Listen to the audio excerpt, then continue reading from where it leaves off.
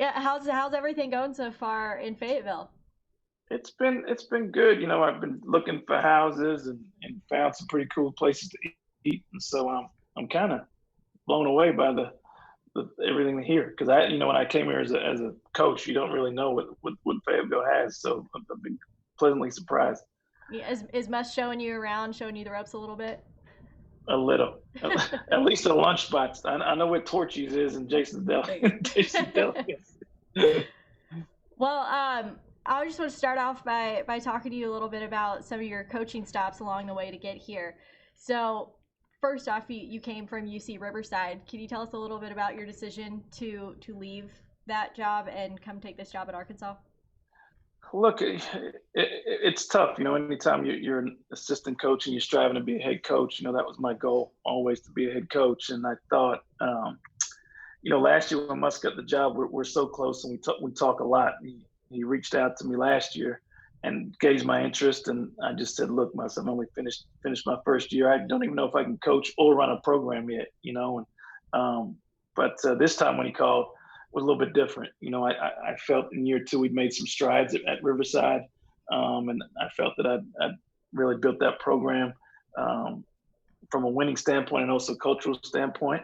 And this time around, I thought, look, with the pandemic going on, and my wife's from Louisiana, and I grew up there, a chance to come home and to see what Must have done in year one, and to get to a program that I know you can compete for SEC championships made it an easy decision the second time around.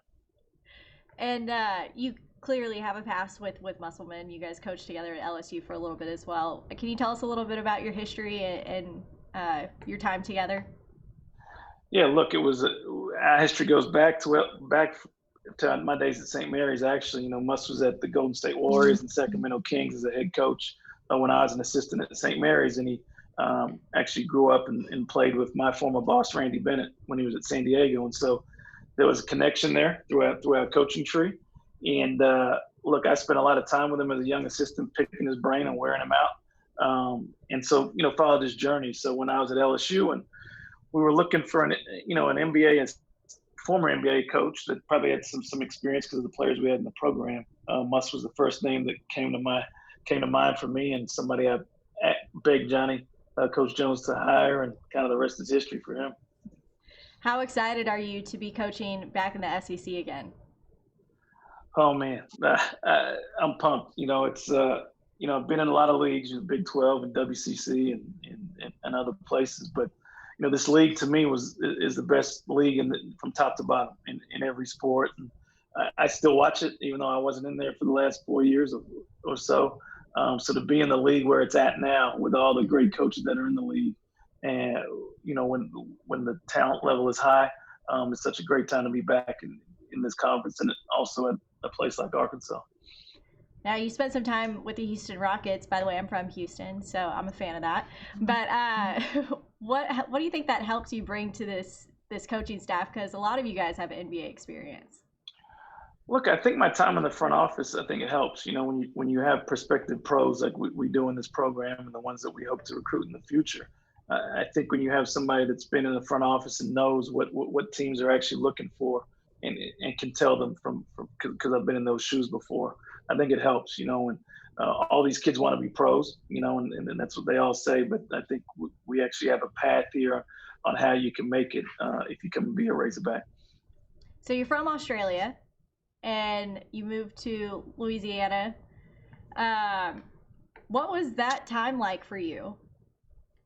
It was looking. I don't know if you know. I was born in Bermuda, believe it or not, where your former running back was born here, D.Y. Whaley, I guess, from last year. So I would think two Bermudians would end up in Arkansas, But but I grew up in Australia, like you said, and ended up in Baton Rouge, Louisiana, my senior year of high school, and was the best decision my mom ever let me do. I'm an only child, and she sent me away to be able to fulfill my dream of being a college player. And I wouldn't be in these shoes now if I didn't do that back in 1993, I guess it is now. Did you ever think that you would get into coaching? I never did. My coaches weren't as nice to me as when I was a player. I didn't think I'd be the one getting on guys, but I didn't. But I was always a student of the game, when I played and had a lot of leadership roles. And I think that's important now that I am a coach, and I see now uh, why it led me to be a coach. So um, I know the path I've taken is I'm blessed to be here, and I wouldn't change it for the world. So you and Musselman have worked together before. How do you think your coaching styles kind of complement each other? Well, we're both ultra competitive, but I'm probably keep my inside more than more than Mus does, you know. But we love to win and get an edge, and we have a toughness about us, that we probably show in different avenues. Um, and then I also think, I think what makes Mus so good is that he changes with the times. Like he keeps up with the nuances of the NBA and Europe, and is not as scared to try things. And I do the same. And so it's good to work with somebody that's willing to tweak what they do if it's going to help wins and losses, but help wins more importantly. And last question for me: you've got two daughters. Are they on the court yet? Yeah, you know what? My eighth grader that's coming here to be a ninth grader, and she just started in the eighth grade, and so she's quite tall for her age. I don't know where she got that from. I got to make sure. I always have to check and make sure I'm the dad, but she is. She's a ball player, and she just started about a year ago. But her hopes to start playing here when she gets to Fayetteville. And my youngest is 10, and I'm sure she'll be tagging around these cheerleaders and dances just like Mariah does. That's great. I'm going to let Kevin take it away. Okay, awesome. Thank you. Coach Frederick, welcome to Arkansas. Obviously, when I look at your resume, recruiting just jumps out at me, jumps off the page. We know about Ben Simmons, your relationship there, the number one overall pick in that 2016 NBA draft, but you got him to Baton Rouge for a year. But really, there's a lot more beyond that. When you look at Antonio Blakeney, Jarrell Martin, Jordan Mickey, and then some of the guys you got at TCU, Jalen Fisher, Caden Archie, Kevin Samuel. But you look at the list in recruiting when you were in the South, not only in the SEC at LSU, but at TCU in the Big 12. Talk about how important that experience is going to be now that you're back in the SEC, especially with Arkansas. When you look at its history, successful Arkansas programs have always been able to recruit in-state in those footprint border states. Look, I think that was one of the keys I came here, and because I do know the area, and obviously I know the hotbed of talent that's in Arkansas, and I think recruiting, but it's relationships, right? And that's how you really get students to come to your program. So I already have relationships, not only in the state but in the state of Texas, like you mentioned, in Louisiana and in Memphis, and so it helps to come down and not need a roadmap or need to introduce yourself to people. And so Arkansas has done a great job. At least Coach Muss in his first year has done a great job making some inroads with some kids, not only in state but in Texas. But I think it's helped when I've been able to pick up the phone and say, "Hey, I'm a Razorback now." It was always good to send your player to Arkansas, but now it may help that you have somebody you're familiar with here. And you talked a little bit about the relationship and familiarity with Eric Musselman and part of what brought you here. But when you also talk about the NBA experience, the fact that you were a player at this level, but also now a head coach who had success on the Division I level, you look at Musselman's background and the decades of him touching really all levels of basketball, including international. How important is it when you look at his staff and the way he likes to build? How comfortable are you in that kind of a fit, seeing that all the coaches seemingly on the staff have a lot of vast experience at different levels?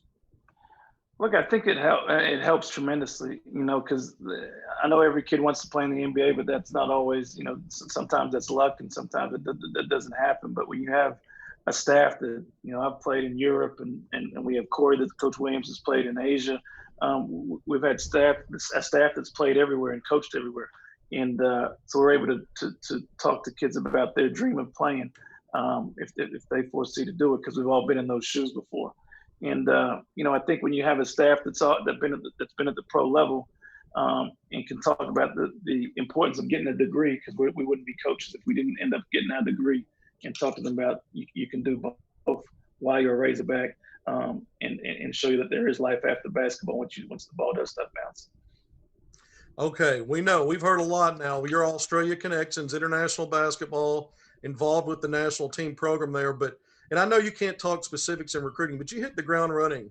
Big time player already from the 2021 class that you're involved with. You got an Arkansas offer. Another player close ties to his dad from the 2022 class that Arkansas has an offer up to. I know you can't talk specifics on those guys, but talk a little bit about your ability now to go into Australia, recruit Australia, and talk about how important international basketball is in the United States now, not only in the pros, but in the college game. Look, I think when I came to college, there was like 8 of us, I think, in the whole of Division One, and I think that number now is up into the hundreds, if not thousands. And so the game has changed. And when you talk about Australia, like you said, not every Australian can play in the SEC. That's a fact. And so you only get the best ones. And a couple that you're talking about fit the bill for that. But I think for me, when I call a parent, if you look at my resume in terms of Australia, I recruited Patty Mills, who's arguably the best Olympian ever to come out of that country. I recruited Matthew Dellavedova, who's an NBA champion. And so it's easy for me to correlate those relationships to parents, because when you're sending your child halfway across the world, you want to know that they're going to be looked after, But I hope to get the best players in the world here, and not only, but starting in the state and branching out. But if we can tap in to those resources over there, it'll help us and help our pursuit to win an SEC championship. Obviously, you and Eric Musselman have talked about this opportunity at Arkansas, not only for yourself, but to help him build. You've talked a little bit about it already. Where do you see, what is the ceiling for this Arkansas program? It's really traditionally been one of the top 3 in the SEC, along with Kentucky and Florida historically, but it really hasn't gotten back to that national relevance. What conversations do y'all have? Where do you see this in terms of Arkansas ceiling under Eric Musselman and with you on board now? Look, I wouldn't have come here if I didn't think you could win a championship here. And obviously that doesn't happen overnight. But I do think Muss has proven he's had the formula to win in college and win at a high level, at every level. I think where I can help him is, knowing the area, knowing the talent that you need to win and win big in the SEC, not just compete in the SEC, and be able to nurture those relationships for him. And then it's on the floor. I've been a part of building, 4 programs that were near the bottom of the cellar. And there's a recruiting aspect, but there's also a coaching and development aspect that I'm sure I can help him with, because I'm a little bit not as removed from playing, not as far removed from playing as Muss is, and I still get out on the floor with the guys. And so my hope is to help continue to grow this recruiting base and also help develop this team from an X's and O's standpoint. Okay, I got one more question for you. I'm going to put you on the spot a little bit, but you were on that Syracuse team in 95-96 that played Kentucky in the national championship game. And just prior to that same season, Arkansas went to the Sweet 16. That's the last time that Arkansas has been to a Sweet 16. The 2 previous years, they made it to the national championship game, winning one of those. So what are your recollections as a player about Arkansas? But what were your recollections about the Razorbacks, just maybe as a college player, because Arkansas was one of the top 5 to 6, 7, 8 teams in the country in that stretch? Before I came to high school, Arkansas, my teams were Arkansas, Michigan, and Syracuse. Like when I was growing up, and LSU had Shaq back then, but I just remember Todd Day, Lee Mayberry, and Oliver Miller out there playing. And we'd get one game a week back in Australia, and they were the games they showed, the 40 minutes of hell. And then, when I went to high school in Louisiana, Scotty Thurman being from Tallulah was a name that we all looked up to. And so I remember vividly, I went to Syracuse. Arkansas beat Syracuse in the Sweet 16, I think in '94. They lost that game. The Syracuse staff came to my house the next day on a Monday. I think that game was on a Sunday. And they came to my house and watched me work out. So I know a lot about Arkansas, and I also thank them for letting me go to Syracuse, because I don't know if the shoe was in the foot where the Syracuse ends up in my house the day after Arkansas beat them back in 1994. That was a crazy game. That was the Lawrence Moten timeout they didn't have, and Arkansas kind of lucked themselves into overtime on their way back to a national title game that year, lost to UCLA. But that's great recall, Coach. I think Hog fans are going to like it that you have some already some built-in knowledge about the state, the program. No, I mean, I love it, man. And everybody I've talked to overseas and nationally here in the U.S. are just blown away with me coming here and think it's been a great move for not only me, but for my family. So we're so excited to be here in Fayetteville. Thank you for answering my questions today. Look forward to working with you. Same here. Yeah, Coach, thank you so much for doing this. We really appreciate your time. I know you're busy.